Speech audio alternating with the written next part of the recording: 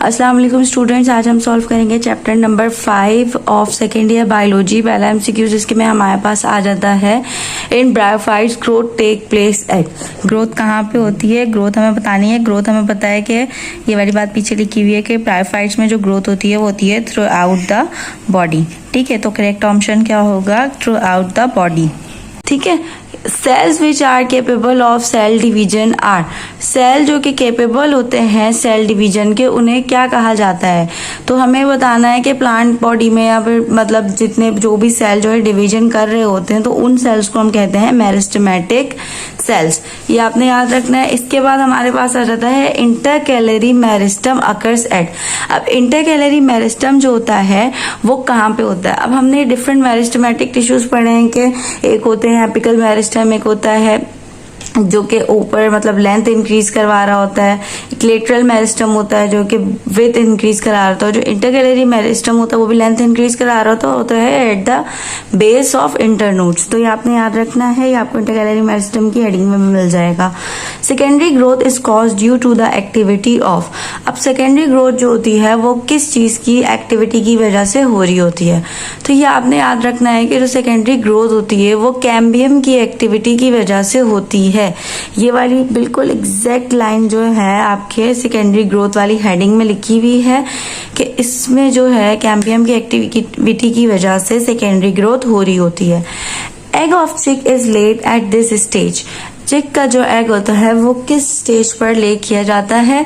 तो ये आपने याद रखना है कि ये ब्लास्टूला की स्टेज पे जब आ जाता है तो हैंड जो होती है या जो एग ऑफ चिक होता है वो लेट हो जाता है।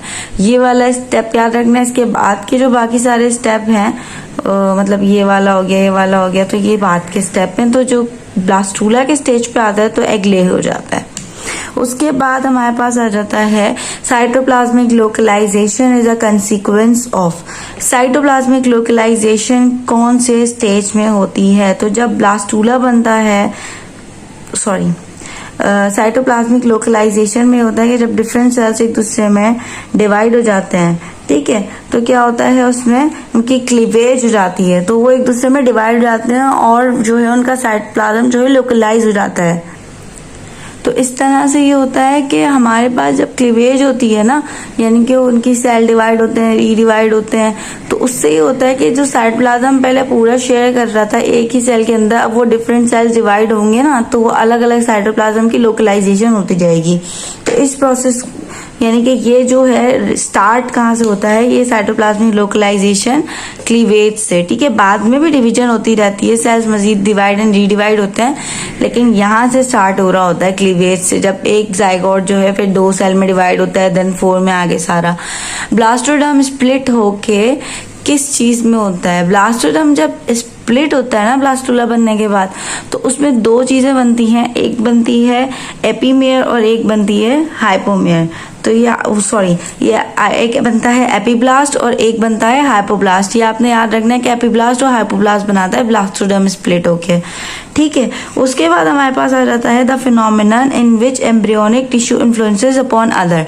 ऐसा फिनोमिनन जिसमें एक एम्ब्रियोनिक टिश्यू जो है दूसरे एम्ब्रियोनिक टिश्यू पे इन्फ्लुएंस डालता है, इफेक्ट करता है, उसको हम कहते हैं एम्ब्रियोनिक इंडक्शन। अभी आपको एम्ब्रियोनिक इंडक्शन की हेडिंग में मिल जाएगा पेज नंबर 135 पर।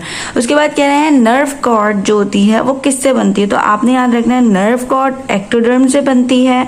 3 लेयर होती है, एक्टोडर्म, एंडोडर्म एंड मीजोडर्म। और जो नोटोकॉर्ड होती है ना वो मीजोडर्म से बनती है। आप दोनों याद रखनी है, नर्व कॉर्ड एक्टोडर्म से बन रही है और जो नोटोकॉर्ड है वो मीजोडर्म से बन रही है।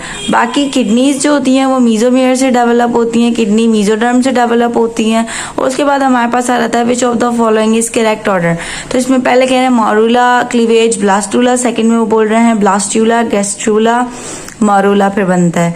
इधर बोल रहे हैं न्यूरोला बनता है, न्यूरोला तो बनता नहीं है।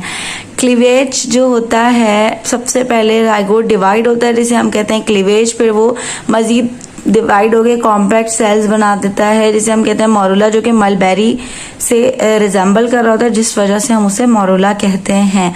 उसके बाद उसमें कैविटी डेवलप होती है जिसे हम कहते हैं ब्लास्टोसील, उस स्टेज को कहते हैं हम ब्लास्टूला।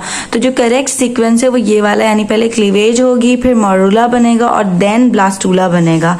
यहाँ पे चैप्टर 5 के जो है एमसीक्यूज कंप्लीट हो जाते हैं। अगर आपको कोई भी कंफ्यूजन हो तो आप पूछ सकते हैं। Thank you.